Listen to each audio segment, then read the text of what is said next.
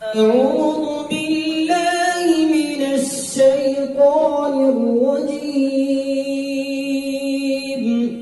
بسم الله الرحمن الرحيم. تبارك الذي جعل في السماء بروجا وجعل فيها سراجا وقمرا منيرا، وهو الذي جعل الليل والنهار خلفة لمن أراد أن يذكر أو أراد شكورا. وعباد الرحمن الذين يمشون على الأرض هونا وإذا خاطبهم الجاهلون قالوا سلاما. والذين يبيتون لربهم سجدا وقياما، والذين يقولون ربنا اصرف عنا عذاب جهنم إن عذابها كان غراما إنها ساءت مستقرا ومقاما. والذين إذا أنفقوا لم يسرفوا ولم يقتروا وكان بين ذلك قواما.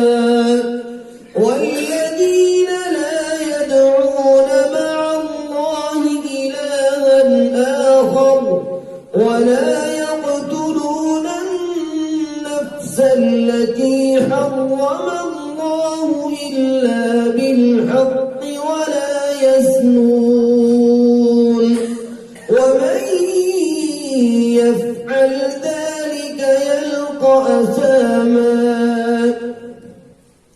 يضاعف له العذاب يوم القيامة ويخلد فيه مهانا إلا من تاب وآمن وعمل عملا صالحا فأولئك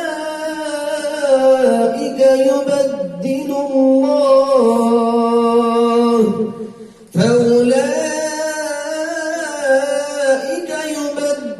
الله سيئاتهم حسنات وكان الله غفورا رحيما.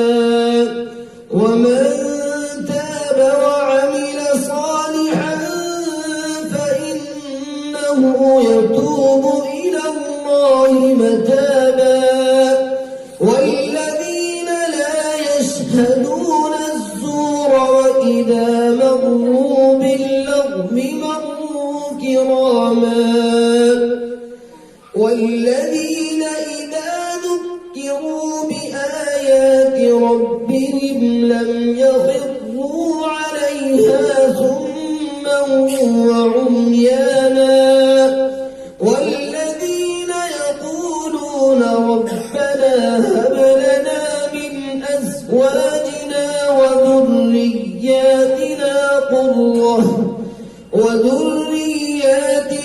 قرة أعين وجعلنا للمتقين إماما. أولئك يجزون الغرفة بما صبروا ويلقون فيها تحية وسلاما خالدين فيها حسنت مستقرا ومقاما. قل ما يعبأ بكم ربي لولا دعاؤكم فقد كذبتم فسوف يكون لزاما. صدق الله